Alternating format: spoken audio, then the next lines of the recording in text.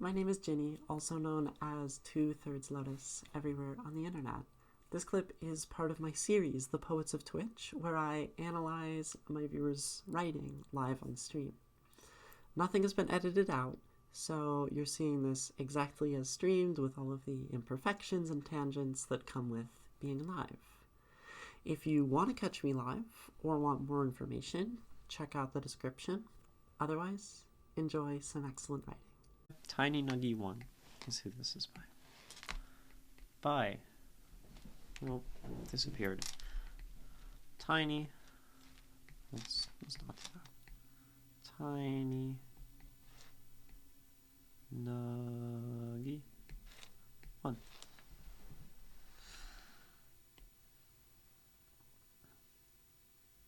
The second poem of this poet that we are reading on this stream. In the world you try, and try, and try, just to fail, and fail, and fail. You fight, and run, and hide, just for it not to work. No matter how hard you try, the cheese moves further away, the ground gets slippery as you run, and your body gets heavier, and heavier, and heavier, until you collapse. You fight and fight and fight until you drop dead. And when you do, who's going to care? The scientist won't miss a single round, but you don't give up. You try and fight just to fail and fail and fail and fail. Until you are a husk of what you once were. Your eyes bloodshot, your fingers bloody and calloused, your lips dry and chapped. Yet you fight and fight and fight. Why do you try so hard? You try because you know it could be different. And that's all that matters. So you try and try and try until you win the rat race. Winning the rat race. Rat Race by TinyNuggie1.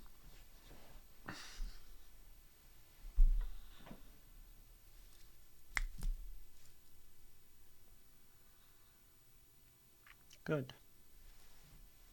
Interesting. I have a very similar poem. It's a lot less on the nose. It's called Numbers Game. And maybe we can look at that at some point. I had shivers from the line because you know it can be different. Yeah, I like this ending. In particular, I find it interesting. This idea of it being different and you can win the rat race. And I mean, so this kind of speaks to the question, is this a delusion? Is this actually something you can do? You know it could be different, or are you just sort of deluding yourself into running forward more, right? That's what the race wants you to do.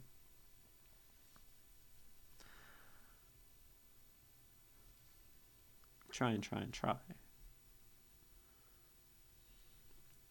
Let's read it again. It's the thought that keeps you going and working on your mental issues. Yeah, sometimes you must sort of know that it can be different so you can keep going. In the world you try and try and try. Just to fail and fail and fail. You fight and run and hide just for it not to work. No matter how hard you try, the cheese moves further away. The ground gets slippery as you run, and your body gets heavier and heavier until you collapse. You fight and fight and fight until you drop dead. And when you do, who's going to care? The scientist won't miss a single rat, but you don't give up. You try and fight. Just to fail and fail and fail and fail. Until you are a husk of what you once were. Your eyes bloodshot, your fingers bloody and calloused, your lips dry and chapped. And you fight and fight and fight. Why? Why? Why do you try so hard?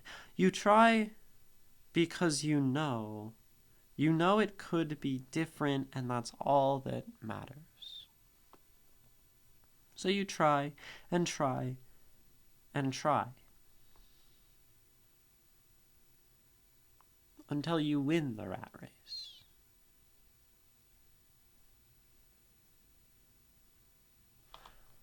Rat Race by TinyNuggie1.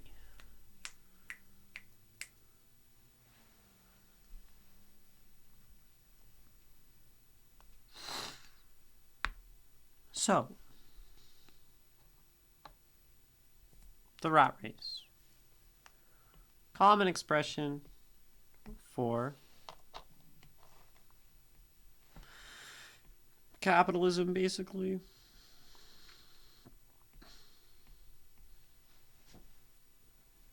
Consumer capitalism. You have a race that is impossible or has no end or simulated or experimented upon you. Many different ways to see this. One way is to look at the rat race as like the wheel. You have the rat who's sort of running along. You have like rat.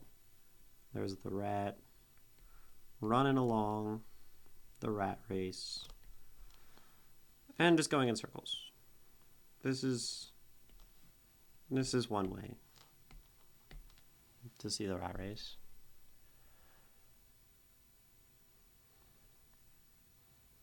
Rat goes in circle. You also sort of have the idea of like rats in a maze. I don't really know how to draw a maze very well, but they go through the maze and there's like cheese at the end and like maybe they find it, and it's basically just rat goes to goal and then it's run by an experiment and they go back to the start and do it again and again and again for no broader value. Rat race describes cars on a freeway stuck in traffic. Like, these are fairly common capitalistic idioms. Oh, I forgot it's about the world, not just a man's story. Well, it can just be one person's story as well. But it does start with in the world.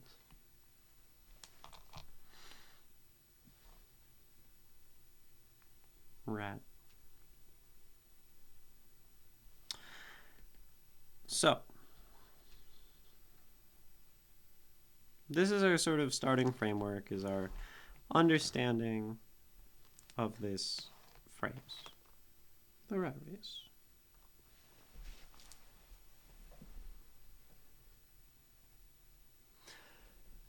Now, people take the rat race in a lot of directions as a sort of metaphor.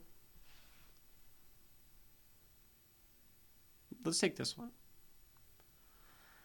So, roughly, capitalism expects that you earn money,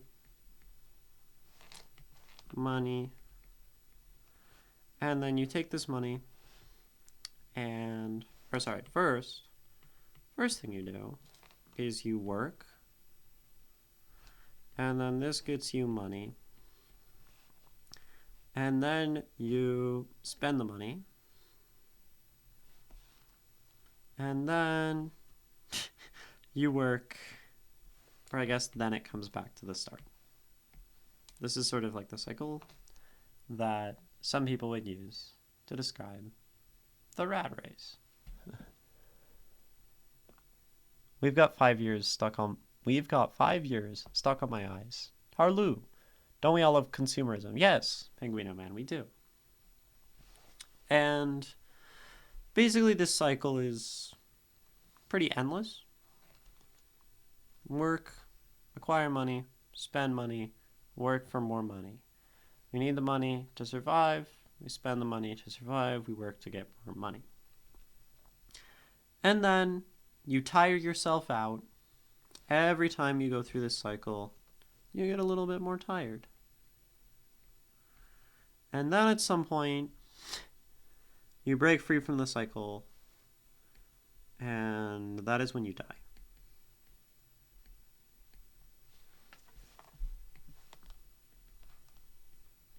Right? You die. Like the rat, exhausting itself on the wheel, running in circles and circles and circles until it dies.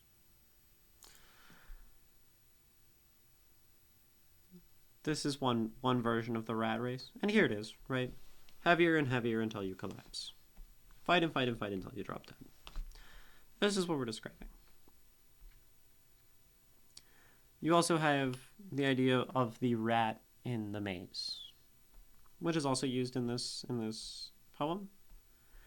There's the scientist who won't miss a single rat. So like a lab rat. And then one thing that happens is you have a maze, the rat goes in, and then at some point at the end of this maze, there's like a path that takes the rat to like, I don't know, cheese or something. Cheese. This is like an experiment that has been done, and the rat goes through and finds its way.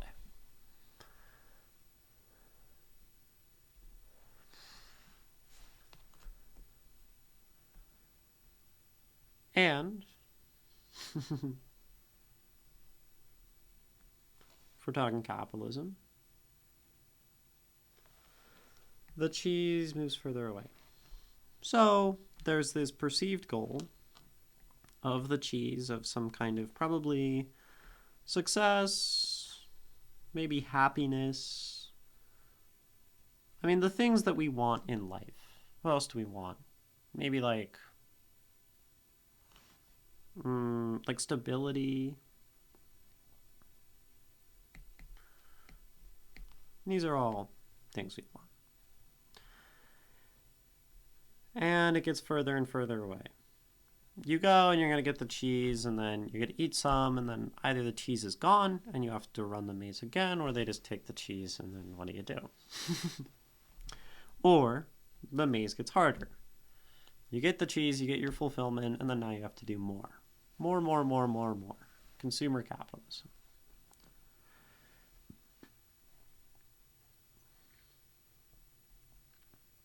Just for it not to work, no matter how hard you try, the cheese moves further away. The ground gets slippery as you run, and your body gets heavier. Just like, again, this is that same tiredness, fatigue, burnout, the crushing weight of capitalism.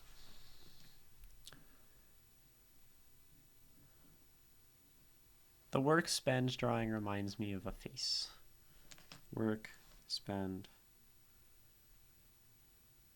I think I see it.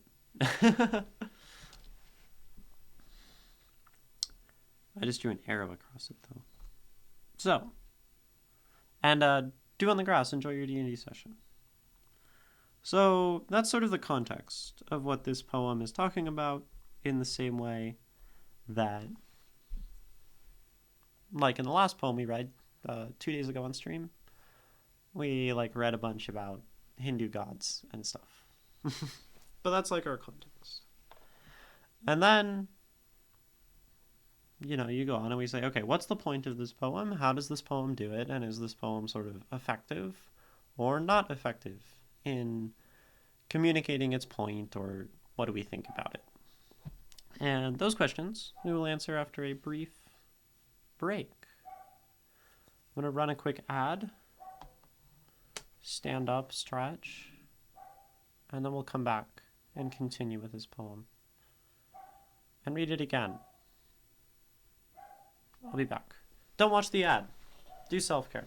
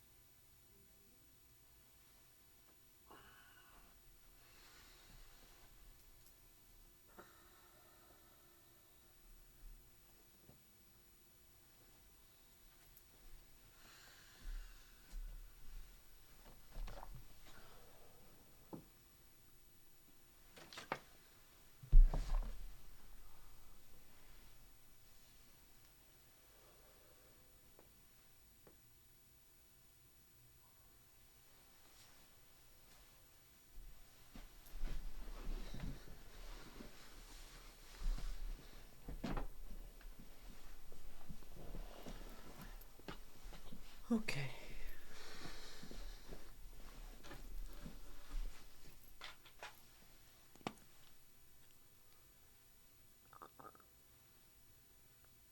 Looking forward to the reading, Penguino Man? Yeah. Alright. Welcome. Welcome back. I'm still Ginny. Still 2/3 Lotus, the poet of Twitch. Here is Rat Race by TinyNuggie as we continue analyzing. In the world, you try and try and try. Just to fail and fail and fail. You fight and run and hide just for it not to work. No matter how hard you try, the cheese moves further away. The ground gets slippery as you run, and your body gets heavier and heavier and heavier until you collapse. You fight and fight and fight until you drop dead. And when you do, who's going to care? The scientist won't miss a single rat, but you don't give up. You try and fight. Just to fail and fail and fail and fail. Until you are a husk of what you once were. Your eyes bloodshot, your fingers bloody and calloused, your lips dry and chapped. Yet you fight and fight and fight. Why? Why? Why do you try so hard? You try because you know. You know it could be different, and that's all that matters. So you try and try and try until you win the rat race. Rat Race by TinyNuggie. So, to continue talking about the context of the rat race, normally, this analogy, especially with the cycle, illustrates the point that one must find a way out of the cycle that is not death. Find a way to break this endless running and ratting and racing that does not involve dying on the wheel. Usually, getting off of the wheel. This is usually what people use this for. To say, you need to not engage with capitalism. Some people will tell you to go be a hermit in the woods or live in a commune or find a way to support yourself in a fulfilling way that is not so deeply predicated on unfulfilling work or tiring work or escaping the cycle through not spending and some sort of socioeconomic liberation or not needing money or something. There are many things that people talk about. They say just get off the wheel. This is very difficult because the wheel is kind of shaped like this.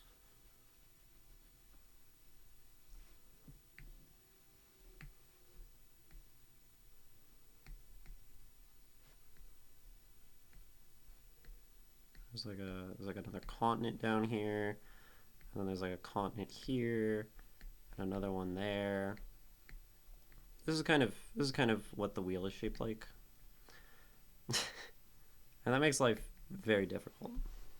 That's Earth. So, like we live in this world. This is all the same thing.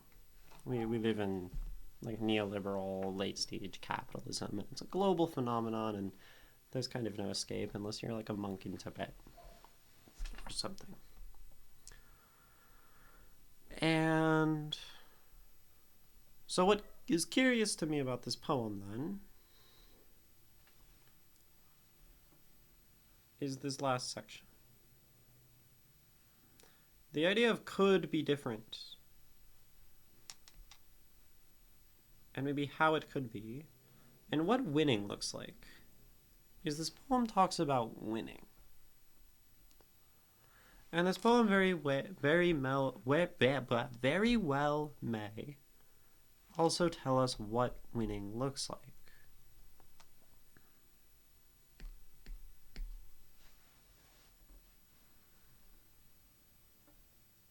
But that's important. The last line, until you win the rat race, until you somehow get freed from the wheel or the maze, or whatever.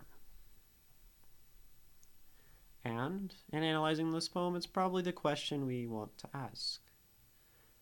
If this whole poem pushes toward the idea of winning, things being different, and somehow escaping this. And the tricky thing is there are many answers to this question. Why do you try so hard? Well, some people, Charles Bukowski, would say escaping the wheel is to not try. Or some people would say it's to not fight, or not work, or intentionally fail, or so many philosophies, or stop running, or keep fighting, or always hide, or whatever.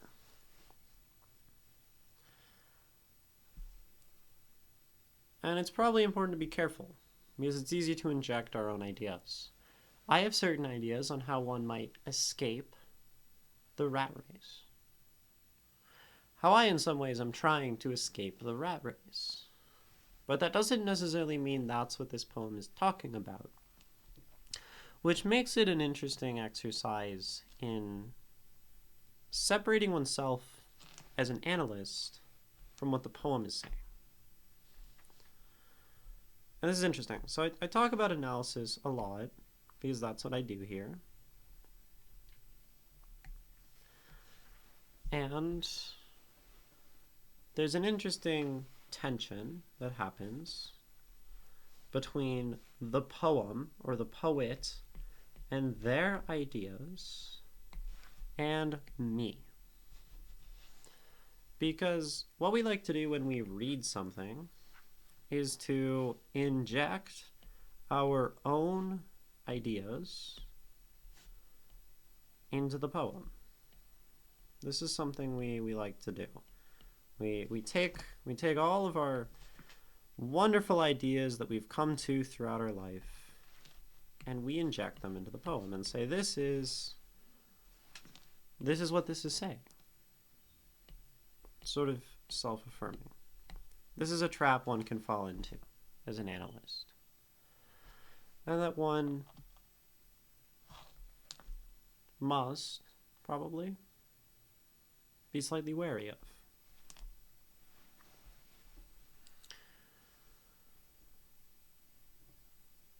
Because I have many thoughts on the rat race and how I would escape it, but that's not what I'm necessarily here to do.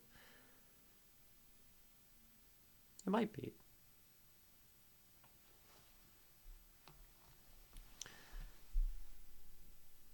Because I also say something like analysis is art a lot, and analysis is the sort of blending of my ideas and the ideas of the poet, and coming to some interesting synthesis that enriches the poem for me, and I guess other people who watch me do this on stream. But I think it becomes slightly insensitive to look at a poem and say, and immediately jump to my ideas, or the general idea of how the rat race works. This is sort of a danger in poetry of using very common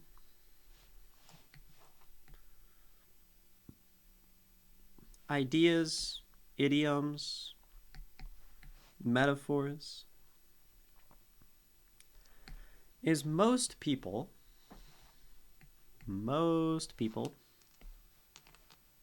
on our pie chart already have some sort of association with the rat race. There's only a smaller sliver of people who, for example, would be hearing something like this analogy for the first time. And all of these people are pretty likely, I would say, to in some way inject their own idea of the rat race into the poem. Sometimes this is okay. It depends on what the poet wants. Sometimes I do want people to just take their own ideas and use my poem as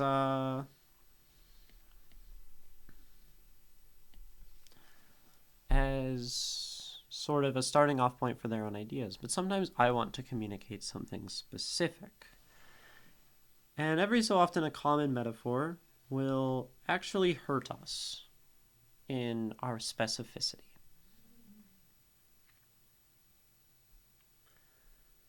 So the rat race, because a lot of this describes the rat race that we know. The fighting, you're gonna drop dead. Most of this is fairly descriptive as a poem. You do all this, and I think some of the broader ideas are really packed into this section at the end. This is just a poetic description of something we a lot of people know. Not everyone. There is this section, but some. In the same way that you might poetically describe a tree, and then talk about why that tree is important to you.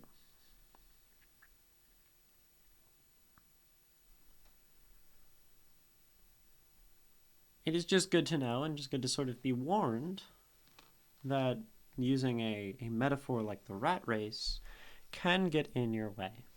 So something I like is the specificity graph. I haven't drawn this in a while. The specificity graph. My favorite thing. So, is TinyNuggie still here? I think so. Specificity on the x-axis. Interpretations on the y-axis. So, the graph says as I get more specific, what happens to the number of possible interpretations on the graph? Well, if I'm extremely, extremely specific, it's going to be less likely for people to interpret a lot of different things from the poem.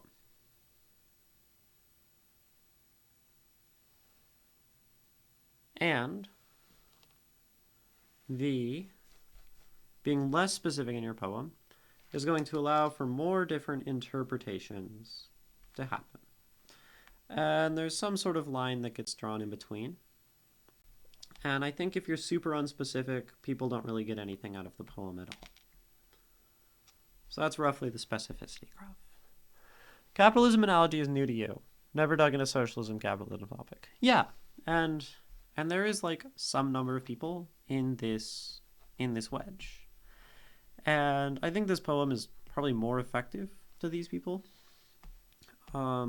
because they get to understand this from like a new and exciting and interesting perspective, where I see this as like an analogy that has been used before, that I have used before. This is where people become hesitant and dislike a cliche. This is, I'm not saying your poem is cliched, but some people might. I don't think cliches are bad, personally, but this is something that is often used, the rat race, and I would say, like, it's just like a common thought. So some people will jump to this being a cliche. Yeah, so a cliche pattern, overused pattern or idea. Yes, Poet of the Dole. And I think cliches are particularly ineffective, or using a cliche is particularly sort of bad, if we just use the cliche and don't do anything different. Right? If I use an idea and I use it in the same way, it's not particularly exciting. If I take a cliche and subvert it, now we're cooking, right? Subversion is to take something common and turn it on its head, use it in a different way. Vert, coming from like the same root as like invert, it's to change the direction of something. Subversion.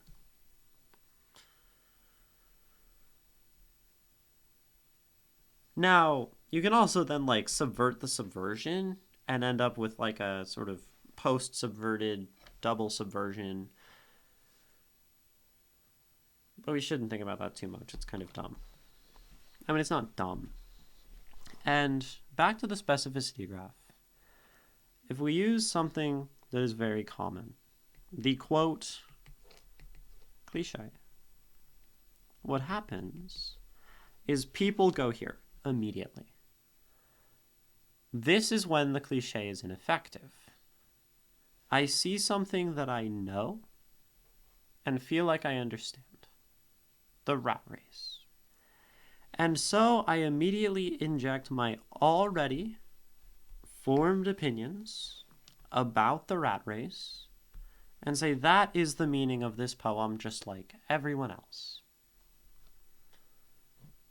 This we do not want as poets. I do not want you to shortcut my poem because you see something, you connect with something else, and it immediately kind of takes away that engagement. At least me personally. Now, this is also, the interesting thing is that this is also where using common ideas, metaphors, idioms, stuff like this is helpful. Because if I don't use the cliche in a way that they immediately jump here, they'll get like some associations, but they'll hopefully have some other ideas from my poem from the new parts, and then people can take it in a few different directions and kind of be creative in their interpretation. It's also, this isn't necessarily bad, having one interpretation of your poem. It is bad, though, I would say, if you aren't getting your reader to engage and really enjoy it. And I don't think your reader sort of shortcutting to their own already formed associations is particularly valuable for them. Because I think when we read poetry, let me ask, why? Why do we read poetry? Like each of you personally, why do you read poetry? Why do you like poetry? Doesn't even need to be poetry. Why do you read anything? What do you get out of it? And you might say it's enjoyable, it's fun. Why? We're going to expand on that because that's the first thing. It's fun, we enjoy it. Where does that enjoyment come from? Is the follow-up to that. Why? Feel engaged and in the world you're reading. Okay. Engagement. Escape. Great. What else? New information. Learning. Okay, perfect. Learning. These are reasons we read. Escapism. Yep. Here, let's make it sort of snappy. 3 E's. There's probably more. Engagement, escape, education. Can even add enjoyment.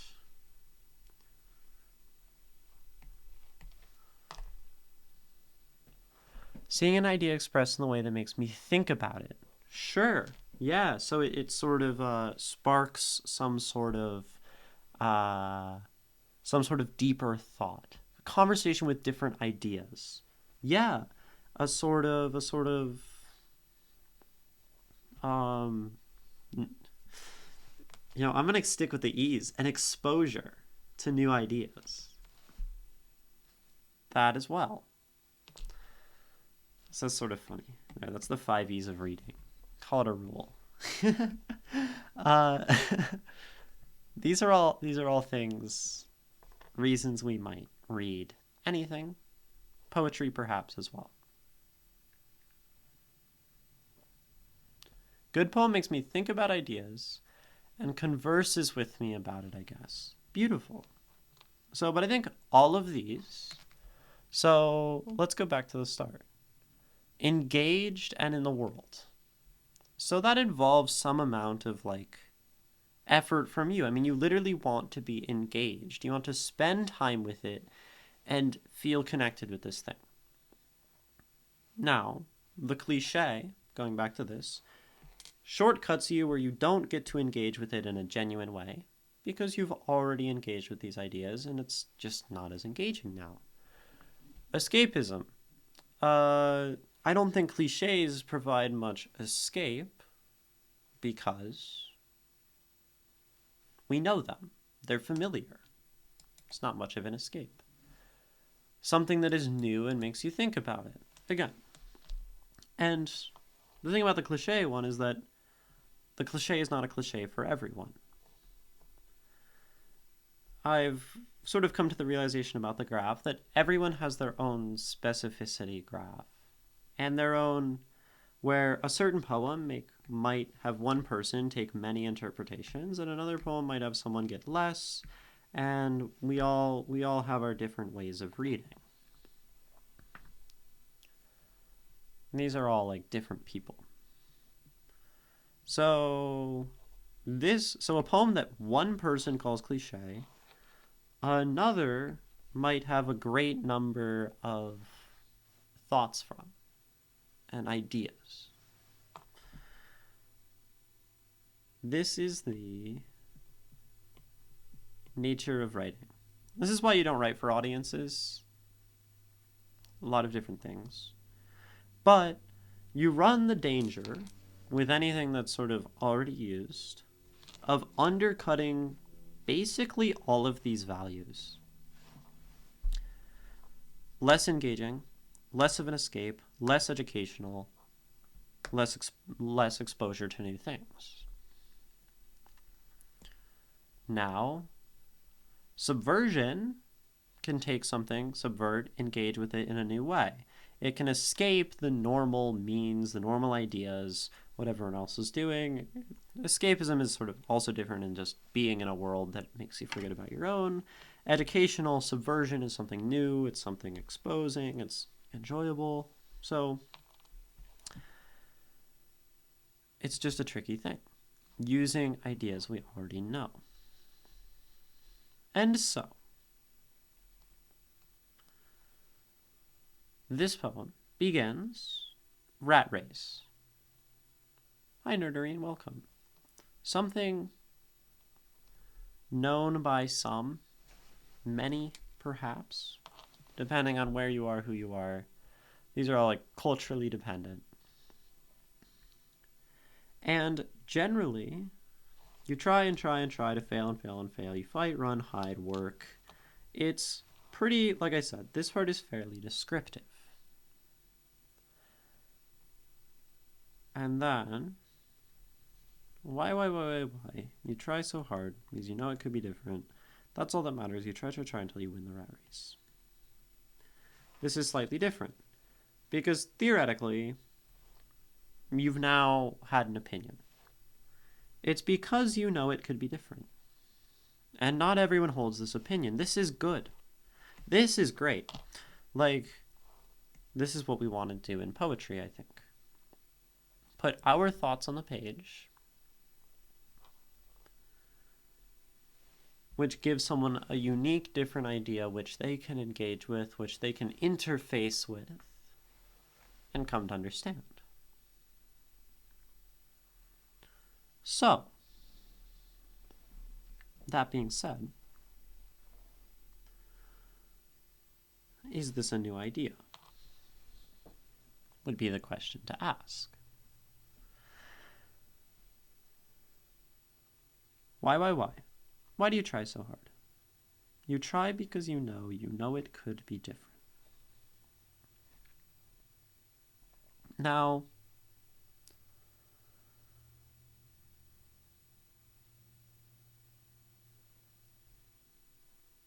this line interests me a lot. Because I do think the normal convention is finding a way to escape the rat race. Cypher Robinson, welcome. Thank you so much for the raid. I appreciate it greatly. We are currently reading a poem from one of my viewers, TinyNuggie1, called Rat Race. And we are talking about capitalism, cliches, poetry, how to effectively communicate with audiences, and these kinds of things. My name is Ginny. That's what we do on this stream. We analyze poetry, we talk about it, and it's a good time. And if any of you do need to go, if you need to raid and run, Cypher Robinson, absolutely do. I understand. Streaming is tiring. And for everyone else here, welcome in. If you do stick around, anyone is welcome to send me poetry and share their work with me. This is what everyone in my chat does, basically, you also don't need to. You can just watch and enjoy and learn about it. New poets, experienced poets, all the same. And so yeah, welcome in, Cypher, and all raiders. Deferate and run for me. 5-hour stream wore me out, and a nap is calling me. We'll hang for a few first. Yes, absolutely nap. Take care of yourself. Very important. There's the submission link from Penguino Man. If any of you are poets already thirsting to have me read your work. And we're going to jump back into this. Oh, let me give you a little shout out, Cypher Robinson. Almost forgot. Shout out.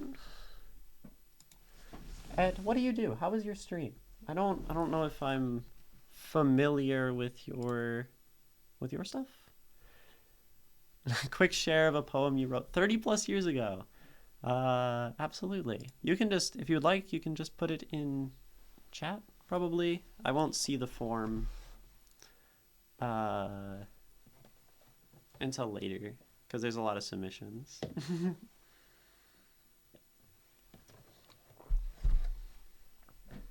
But yeah, I don't know.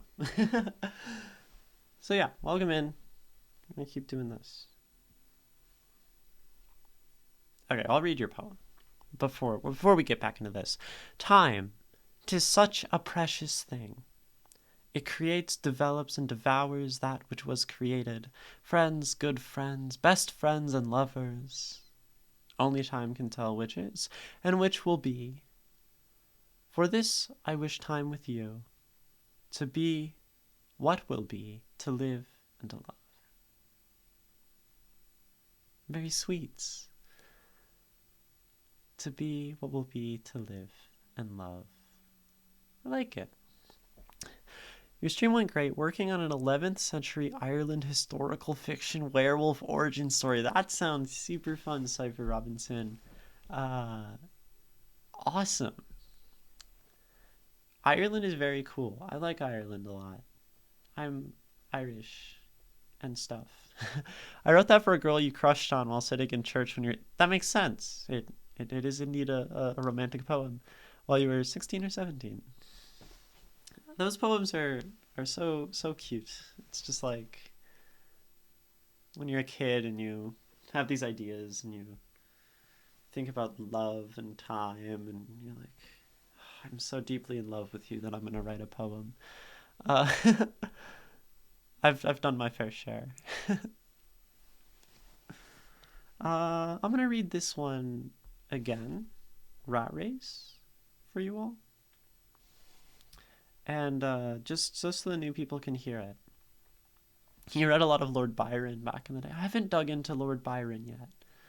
Penguino Man, you just realized you've never sent one of your love poems? I would love to read a Penguino Man love poem. Does it have body horror in it? Because that sounds like what a Penguino Man love poem would have. Here's Rat Race for everyone just coming in by TinyNuggie1. In the world you try and try and try. Just to fail and fail and fail.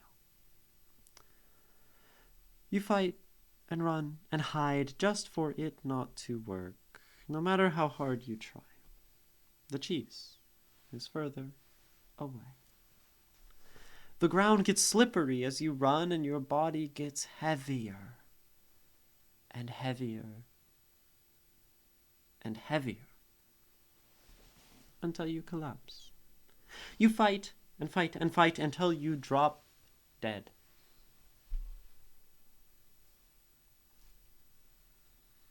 And when you do, who's going to care? The scientist won't miss a single rat, but you don't give up. You try and fight just to fail and fail and fail and fail. Until you are a husk of what you once were, your eyes bloodshot, your fingers bloody and calloused, your lips dry and chapped. Yet you fight and fight and fight. Why? Why? Why do you try so hard? You try because you know it could be different, and that's all that matters. You try and try and try until you win the rat race.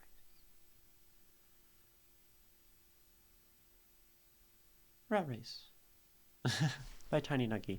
Have a great stream. Nap time cometh. Only cross paths in other people's streams. I see. Haven't been. Gotcha. Well, I'm glad you came by. Welcome. I appreciate it. And have a good nap. Ho to the dole. You're going to rest. Thanks for being here. My voice is soothing. I appreciate it. Penguino Man, maybe. Haven't written a love poem in ages. You've improved a lot. Yeah, that's good. You definitely have been improving as a poet. I've seen it. So we asked this question, with the first part of the poem being a description of a sort of common idea, the evil word cliche, to some. Like, admittedly to me, I've seen this. Like, I know this well enough that I've written a poem about it too.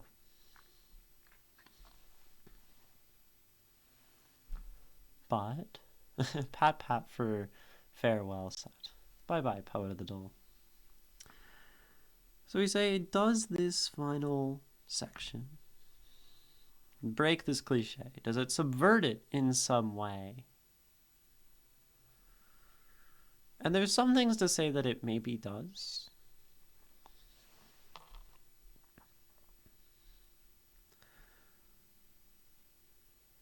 It's in my interest to interpret it this way because it's more interesting for me.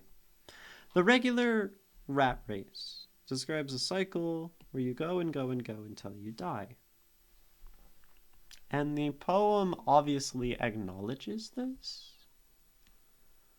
through a whole lot of repetition of it. The subject, or the speaker, or the poet, probably interchangeable here, know the condition of the rat race. They describe it through the multiple metaphors that we normally use societally, between the maze, between the wheel, between the collapsing, the unescapable nature, the death. It's all there. Hit all the points. Great.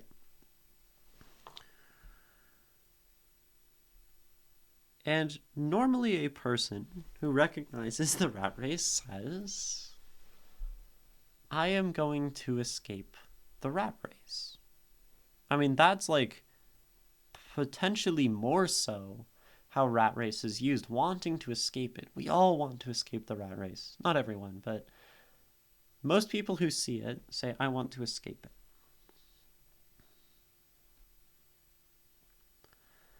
And the poem doesn't say this, despite probably knowing this angle. Why do you try so hard? You try because you know it could be different. It could be different. I find it strange because you know it isn't different.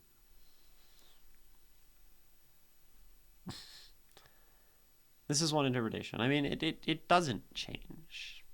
All of this says it doesn't change. You fight until you die and that's it, is what the first 3/4 of this poem says. And then he says, oh, it could be different. It has to be different. And you stay alive.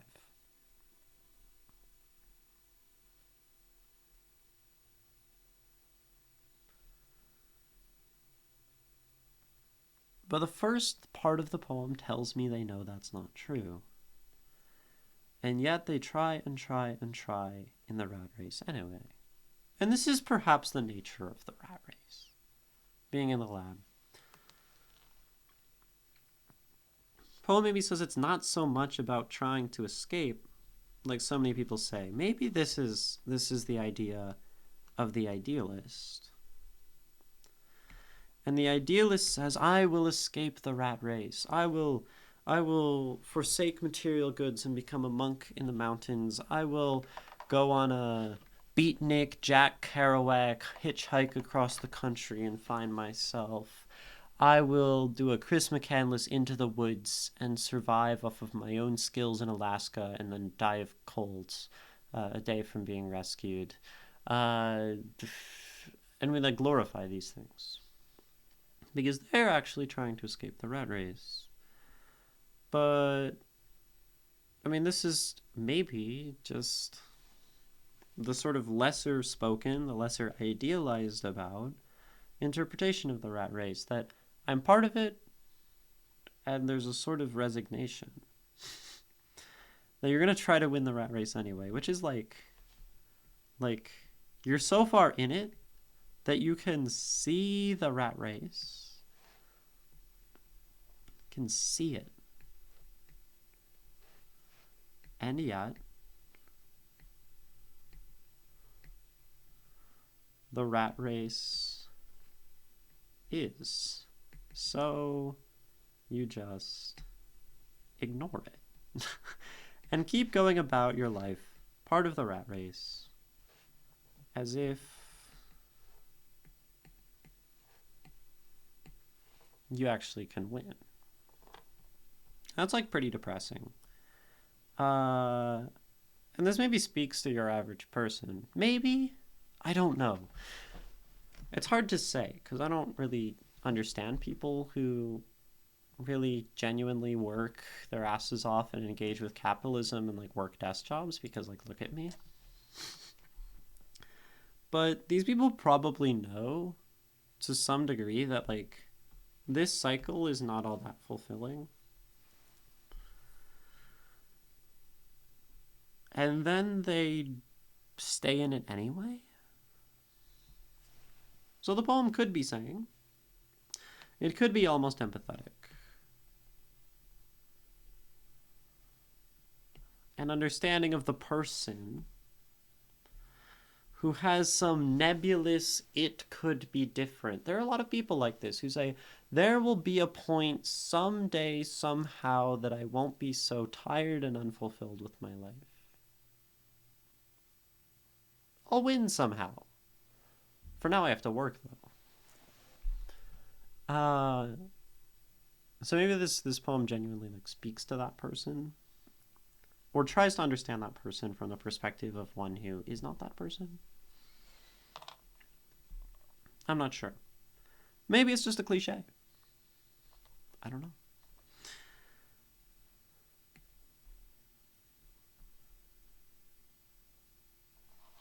In the case of what I was describing, it would be a sort of subversion of a subversion. Saying, yeah, I could talk about escaping the rat race, or I could subvert the escape and talk about how I understand the escape and then watch people stay in it anyway. Now, of course, sometimes we delude ourselves into thinking a subversion of a subversion exists when it's really just the theme, the cliche. Who knows? I don't. But, that's kind of my thoughts. In terms of the actual writing, definitely the strongest, most thought-provoking set of lines in the poem. Yeah, and that's why we've mostly talked about them. I like the end. And really, what I want more of is what different looks like. If this is really trying to engage with the person who thinks there's going to be a different and runs the race anyway, then I want more of that. Like, so looking at your other poem, Tiny Nugget, time, it was completely zoomed out and abstract, just talking about time. This is still sort of descriptive of the rat race, but there is like this section here, which is like, this is like the thought-provoking stuff, which I think like the time poem lacked this section. And this is good writing. I personally think it's still part of the cliche, though. They describe them engaging in the rat race early on in the poem. Yeah. I agree. It's just sort of explaining why. Yeah. And granted, like, this is a tension that sort of tense thing that people don't talk about maybe with the idea of the rat race is there's a person engaged with the rat race who maybe doesn't understand why they can't escape it and exist inside of it, but there's probably some idea that it will get better. This is like a really naive thought, but people have it. And that's a more like reasonable thing. But yeah, just talk, like it makes sense, Penguino Man. Just describing the cliche and how someone deals with it is probably within it. But this is like on the right track, potentially, if we are calling this cliche to break free from it. So then you say, dig into the mind of someone who thinks it could be different and has these strange delusions of escaping the race and being someone and winning. Because winning the rat race is the delusion, right? You can't win the rat race. And yet we talk about it as if they can. And the thing about the cliche is the cliche does a lot of heavy lifting. You don't actually have to describe any of this. Like, I'm not sure if I need any of this to analyze the poem. Because it describes a cliche I already know. You could call the poem Rat Race and have the poem be, why? Why do you try so hard? You try because you know it could be different, and that's all that matters. So you try and try and try until you win the rat race. That's a much more succinct way, probably, of saying what you're saying here. Because the cliche is really helpful to us sometimes. We can utilize the cliche. This is why I don't dismiss cliche. Or convention. Convention is very helpful because it is a shortcut for people to understand. And thus, rat race comes with all of these associations, which we don't really have to describe. And if someone doesn't understand why rat race relates to that, you can Google rat race. I mean, that's sort of the same thing we did with the poem about Hinduism. So we looked up a bunch of Hindu gods and stuff. Now, if I look up rat race, well, there's also a bunch of films about it and stuff. Rat race. Endless, self-defeating, or pointless pursuit. Phrase equates to humans, and then historical usage. To those few rats in Washington, briefcases. Where's the capitalism part? Oh yeah, here, there's even solutions here listed. Movement to rural place, not the city, not the rat race. Retirement, the ending of work. Buddha mindset, like, that's what I was saying earlier. Not being attached to it.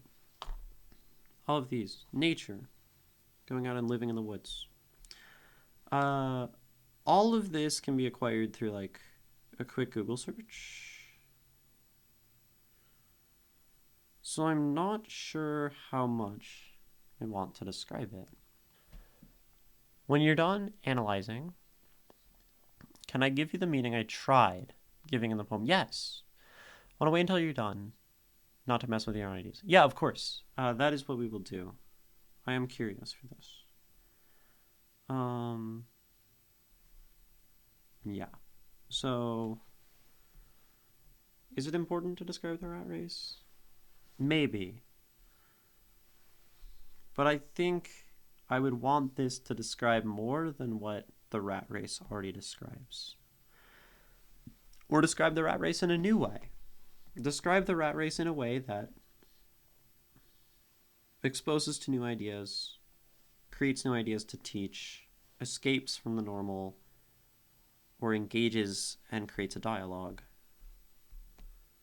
There's not much dialogue I can have with the first section. That's probably my analysis of this. Like, you have these potential interpretations in the last 10 lines. of either the person in the rat race, the one who sees it and cannot escape, or the one who sees it and their escape is to not escape and engage with the rat race and think about winning it anyway. These are all potential interpretations. But honestly, this isn't enough to tell me which of them this is. And the issue is that the fact that all of this is just descriptions of the rat race maybe tells me that it's just a lament against capitalism, which is not entirely exciting. TinyNuggie. Questions. Explain. What was your meaning and how can I help you come to communicating it? And May. Oh, this stream just reminded me that I should work on the Firecracker versus Quiet Love poem. I may have a third poem to show by the next stream. Excellent. Yeah. I am always supportive of y'all writing poems. Do it now. Turn off stream and go write. Or watch stream and write. Doesn't matter to me. As long as you're writing. Or just watching stream. It doesn't matter.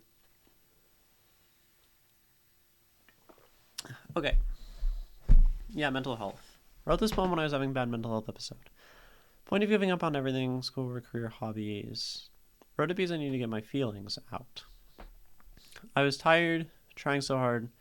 Straight A student, high schooler, college classes, sophomore. Yeah.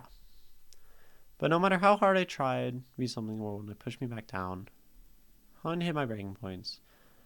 We try to be something. Lots. You type fast.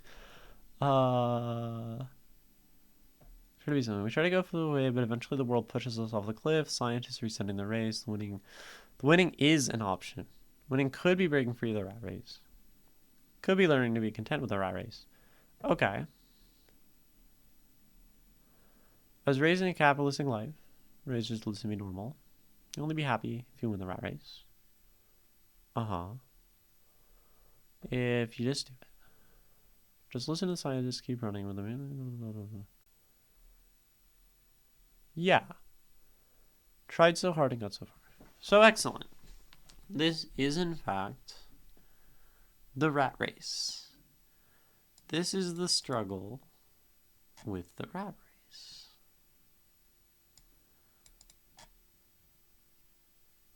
So, the winning is an opinion. Winning could be breaking free. Really making a name for yourself in the rat race. Wasn't really meant for others. It was escapism. Yeah. But in the end, it doesn't even matter. That's true in a way. Probably. Depends on who you are. And yeah, as like a vent that just says like, this is the struggle that I face. It's like, yeah, it's probably effective to say and try and try and try and fail and fail and fail. That I understand.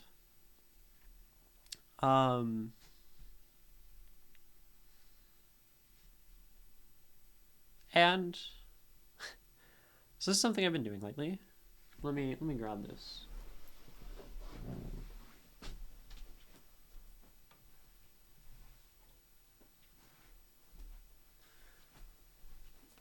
Here's something that might be good for you. Something that I found good for me. Here's my notebook. One of my notebooks. It has the initials of my ex because she gave it to me. and now it's scarred. But that's okay. I originally had poems in it for her. Now it has poems in it for me.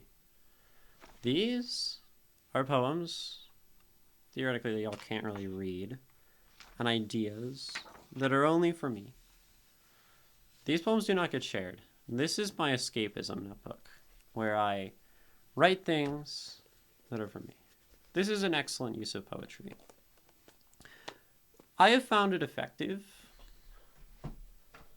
to have my escapism poems and not share them with anyone, because they remain my escape and mine and this little thing.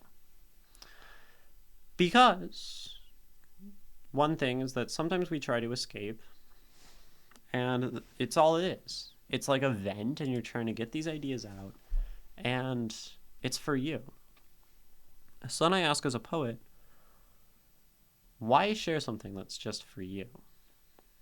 Maybe it'll help others, but I really think, why not let a poem,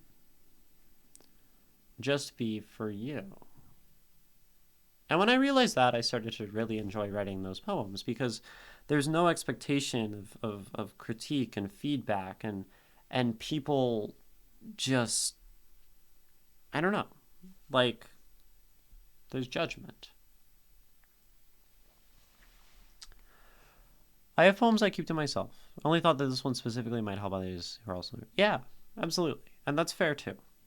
I personally like the division, and you might not personally like the division, where I set out to write a poem, and it, like, literally, it's a physical thing. This notebook doesn't get shared. Everything else gets shared. And yeah, poems that get shared can also be like personal events and stuff. It's just like a idea for a sort of organization of these things. Now, yes, this poem very well could help people at their breaking point. Like, it is, especially at one's breaking point.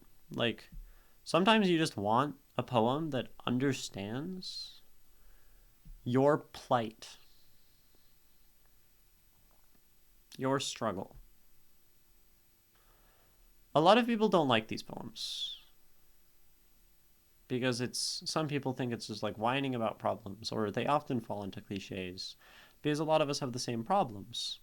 Or you go on Instagram and Insta poetry and social media and all these things, and you see people like talking about their sort of modern and material struggles in life.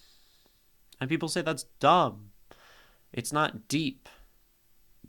There's nothing to analyze and pull out of your 10-word Instagram story poem. And I don't agree with that mindset at all, to be very clear. That is not a poem that appeals to the analyst, generally. But that is not the only person who should be appealed to. Maybe it's the person who shouldn't be appealed to at all, because we are the worst, those who analyze work. And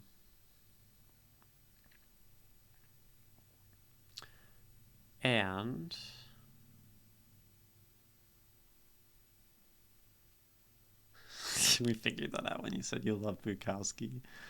Like, Bukowski's great. And so,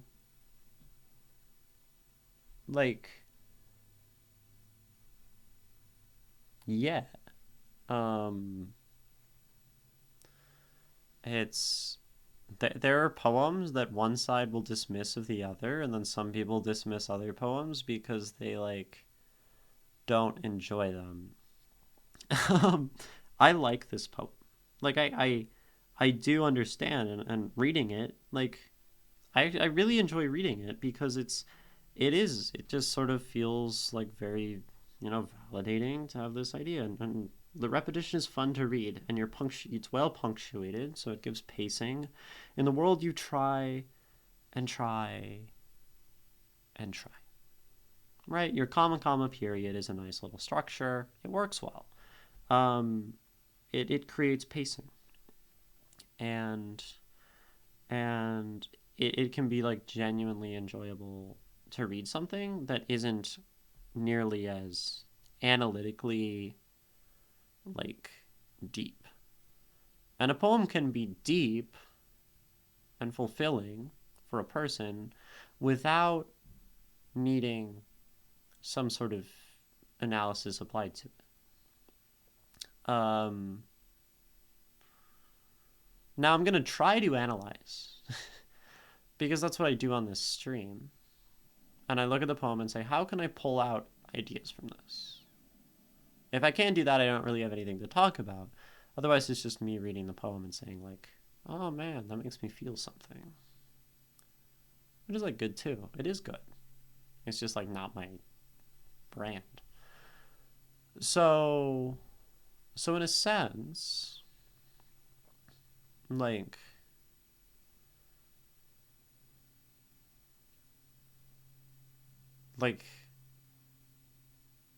all the better that your poem functions in that manner. You know? Like, the poem can help people. Cool. Great. And I have no issue with that. And some people will say it's a cliche and dismiss it. And that's dumb too, because why would you ever dismiss someone's work? I personally see myself as an activist, poet. I don't know if that's right. We know these are bad things. We know capitalism is bad, but that doesn't mean we should shut up about it. Keep finding out about these problems. Yeah. And I do think you'll find also, in that case, that taking a new angle on like activism ideas is helpful. Showing something in a new way, because to be quite honest, to just describe as is,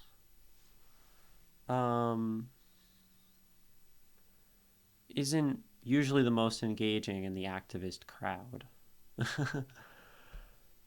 For me, I've written a deeply personal poem and shared it with an audience once. I wrote a poetry slam elegy in front of a crowd, plus the people who graded them. It's definitely therapeutic, but yeah, it didn't make others feel much of anything on their own besides sympathy. Still got third place, but it definitely wasn't my best work because of how it was, how applied it was to me. So I'm going to show you something, and it's my poem that's also like this poem. A different take on the rat race. It's like, I don't know, just different. But first I'm gonna read yours again. And then that'll be like the end of the sort of like analysis. And then I'll read mine after that, after an ad break, because it's coming up quickly. Here's Rat Race by TinyNuggie1. No, I want to talk about this more. I haven't fully finished all of the thoughts on this, so I'm just going to run the ad and then come back and we'll talk more about this poem, because there's more to say. I'll be right back. Mostly I'm still right here. I'm still right here. I'm just standing up and drinking my water.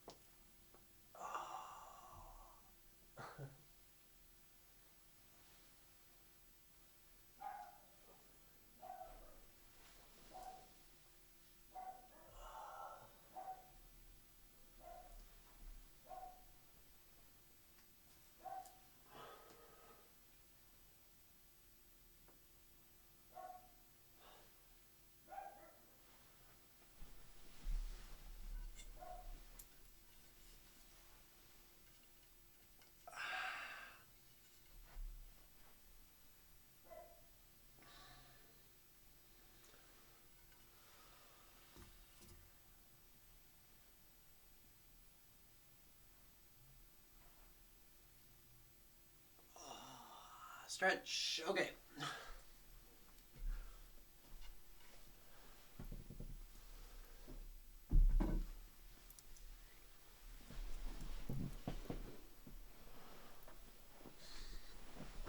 Have a good one, Penguino Man. I don't know if you can see me yet. Okay. Welcome back. Welcome back. I'm still Ginny. Still talking about Rat Race by TinyNuggie. Have a good one, Pinguino Man. Enjoy your love poem. And, yeah, have a good one.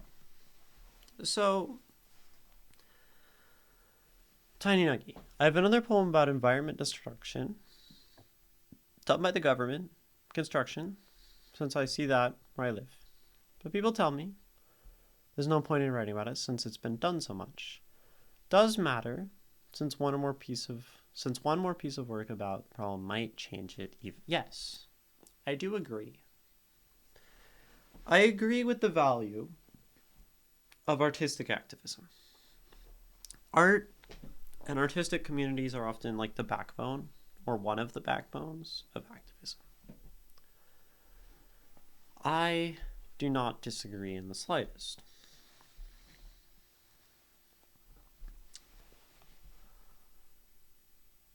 I also think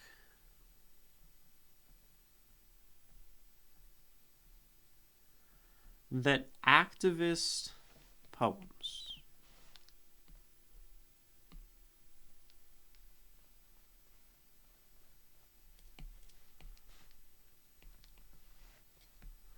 are particularly susceptible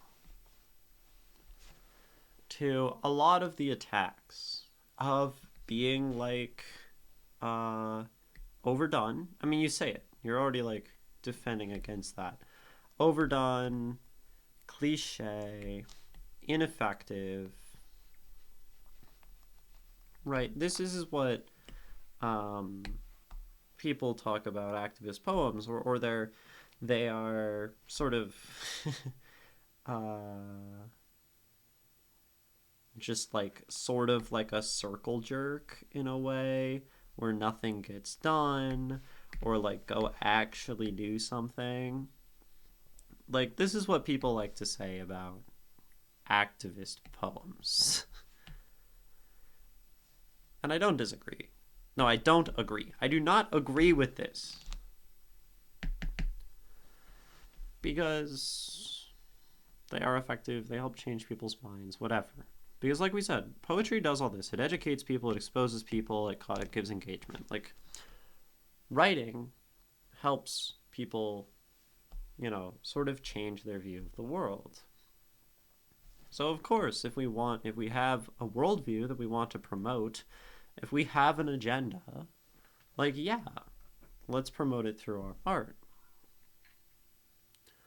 But one of the reasons why these are criticized as overdone and cliche is because they're done a lot. Like, this is probably a saturated market.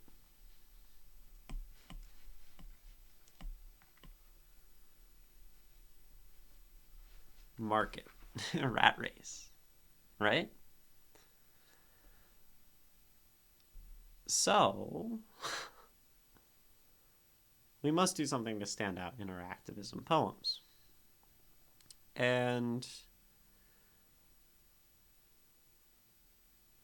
this probably means doing something new and then also marketing it really well, because a good marketer who's a decent artist is better than a good artist who's a decent marketer.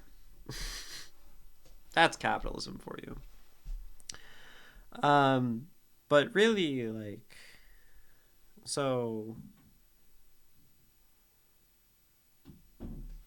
yeah, I don't know. I feel strongly about this. I don't personally write activist poems. This is... Sorry, my sister is showering. I don't write them that much. I have a few. But I think they sure as hell should, like, blow people's minds. Because if they're not, they probably fall into this category. In other people's minds. And, like, yeah, the environment destruction, like, capitalism, this has been done, and it's been done since, like, Dr. Seuss's The Lorax. Like, they do that in kids' books. So we ought do something different. Now, it can still be an activist poem, but it better be done in a unique way. This I think is pretty irreconcilable. And anyone who thinks this is like a hot take. Anyone who thinks they can write the same thing. I mean, here's the thing. What that's the dumb definition of insanity is like doing the same thing and expecting new results. We don't run the same tests in a laboratory the same way, the same conditions, expecting something different to happen. And in the same way, I think we don't write similar poems and poems that do not fundamentally break the mold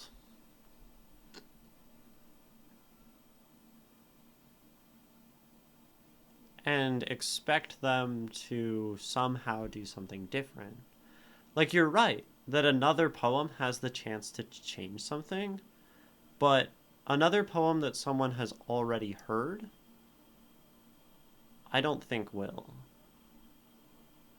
Now, another poem about the same topic that sheds new light on it, helps someone understand it in a new, deep, exciting, and novel way. This probably, in my opinion, will have an actual effect. And I would rather write, personally, one poem that really beautifully subverts and speaks to what has already been done while taking new ideas, giving some enlightenment, and like all of that. I would rather make one of those poems than have a bunch that do similar things as before, because I mean, like, what's the poem we're looking at? Rat Race.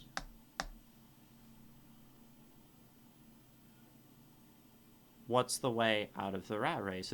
It's radical change. It's getting off of the wheel. It's killing the fucking scientist, even though you're a rat. Pardon my language. Like, I think you said that escaping the rat race is a possibility, and that was part of your intent of this poem, and that it could be all sorts of different things. But yeah, like, the poem needs to do something, or whatever, the person needs to do something radically different to escape the rat race, and they sure as heck are going to have to do something radically different to change the entire system, right? If we're talking about the rat race, yeah, maybe you're escaping it by you're going to be a poet and a Twitch streamer who's going to sell her independent zine of whatever and try to come to some way of making enough money to support yourself, which is generally basically like, I don't know, gifts, right? Subscriptions. And that's going to be your escape to the rat race. But that's not changing the rat race. If I want to change the rat race, like, I got to do something drastic. Kill scientists. And that doesn't mean like shooting CEOs in the back of the head. That's probably not even going to change anything. But like taking action and making art that is drastic to the same degree as like pulling the trigger on a gun. Like, write a poem as powerful as a bullet to the back of the head. Because if it's not as powerful as that, and shooting a CEO hasn't and won't change anything, you're going to have a hard time as an activist, TinyNuggie. A hard time. And yeah, give the scientists rabies. Bite them. Give them the mind virus. Change them. whatever. Doesn't matter. But I think we should probably, if we're trying to be an activist, write poems that resemble bullets and bombs, because that's the battlefield we're fighting on. And resemble the massive scope of machinery and technology that opposes our little words. Maybe that's inspiring, maybe that's soul crushing. It's a little bit both, because that sounds really hard. It sounds really defeating. Like, write something powerful enough to change, but I don't know. This is probably why I bounce off of activist poems, is that activism's really hard and it requires really drastic effort. And I mean, this is personal opinion, I don't see much value in useless activism. And, you know, define different things as useless, but I don't think the guy who shot the CEO did anything. Hot take. Unfollow. Cancel me. Like, I don't know. One person in a massive corporate machine probably shifted some general public sentiment. It's pretty good. People will forget. They'll go back to paying their insurance premiums. I don't know. That's how I see it. Other questions? I know I kind of waxed for a little bit. Waxed politic. I will not say that this poem is amazing.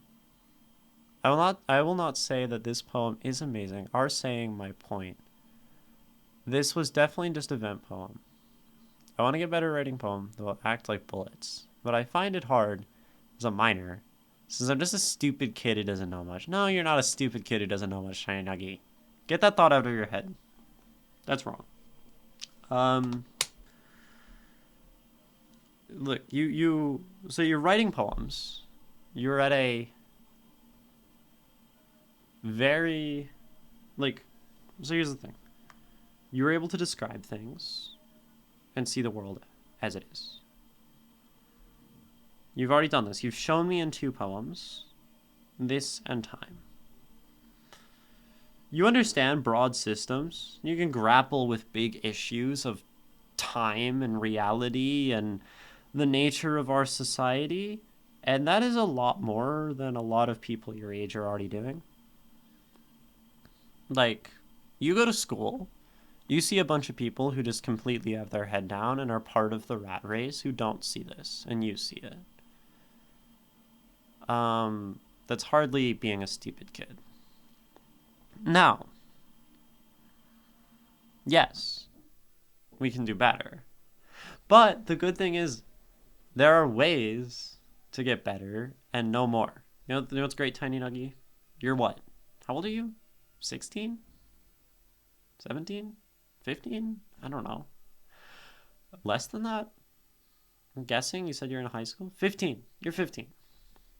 Your brain right now is at maximal brain plasticity.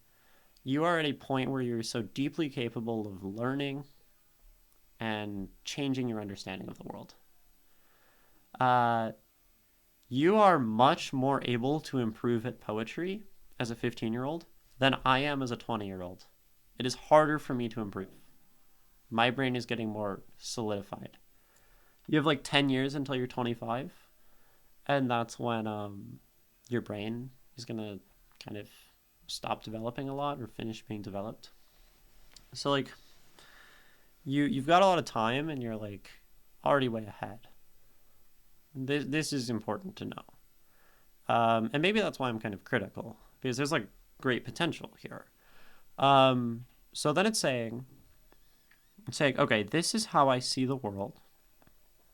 And then you want to look and say, how do other people see the world? Try to understand other people. How do they see the world, and how are they going to understand my words? And then say, how do I get their understanding to be more like I think it should be, or move their brain? I guess it involves just continuing to think more broadly. And that's very hard. It's hard to broaden the mind. But like reading, writing, doing, being an activist, like you're doing it and you're going to keep doing it. You're going to be great if you want to. But like, I don't know. What do you like to read, Tiny Nuggie? What do you like to read?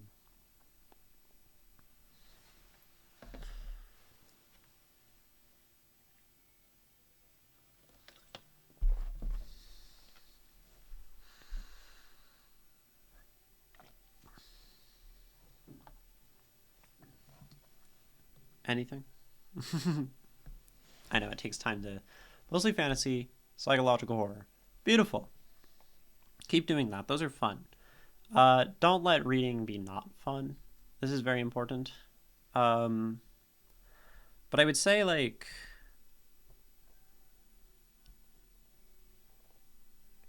read some poetry. um, this will help you. So here's the thing. Like what I was saying. You said I find it hard as a minor since I'm just a stupid kid who doesn't know much. And you say you want your poems to be more like bullets. The good thing is there are people who are writing, have written, and will keep writing poems that act more like bullets and bombs. And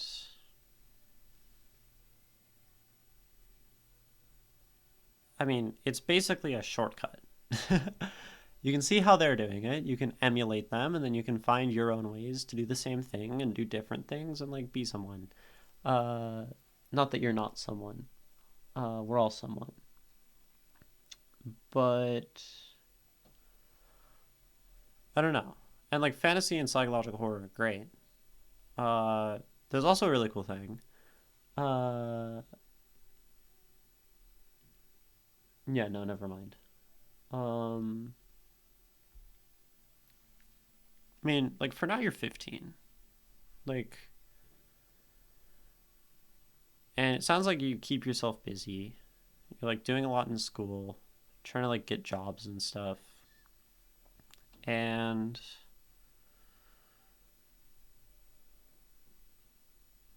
you're doing a lot and you want to be a poet, maybe. Seems like you want to be a poet. That's good. But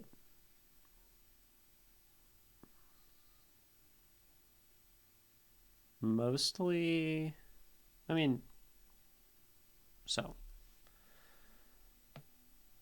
you have school, you have college, you have a career. These are things that are daunting and big and ahead of you.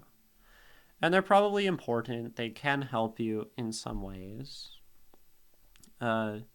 These are all also potentially, depending on how you engage with them, part of the rat race. Reading poetry and trying to become a better poet can be part of the rat race.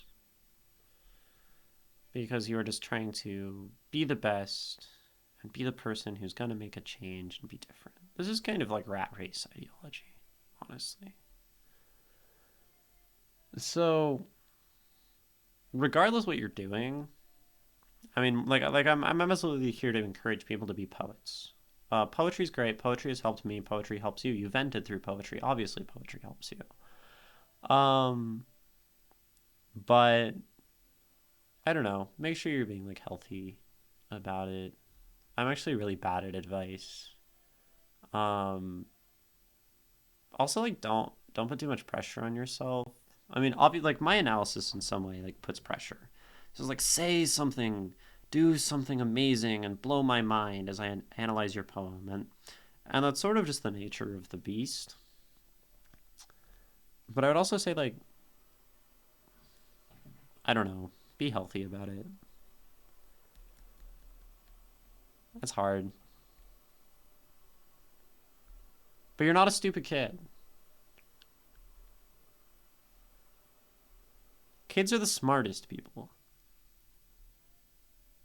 And I don't know. Just keep being smarter. Does anyone have other questions? I'm sort of like rambling into oblivion. Otherwise, I'm going to read this poem again, and then we'll be done with it. And then maybe I'll share my rat race poem. Questions? Comments? Comments for TinyNuggie? Comments from TinyNuggie? Questions for and from either? Questions about the poem? The analysis?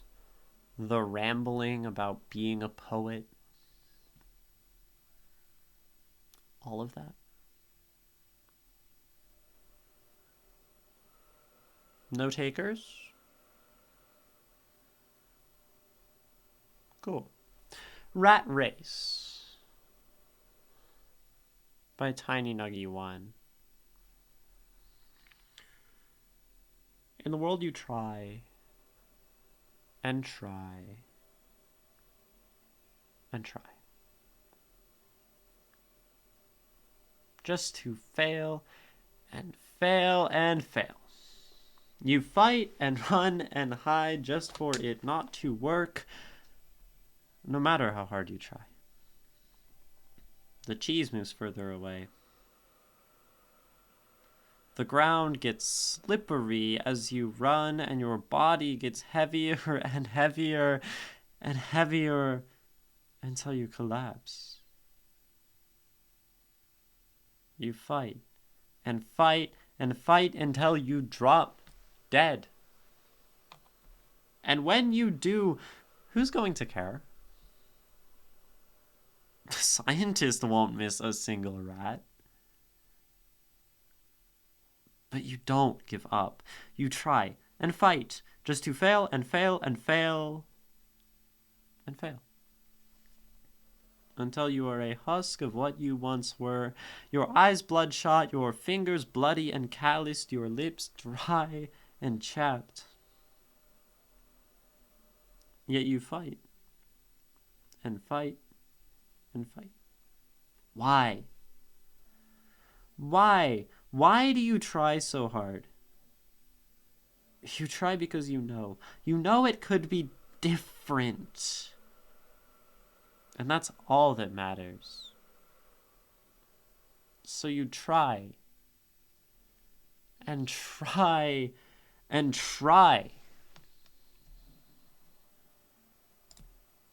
Until you win the rat race. Rat Race by TinyNuggie1.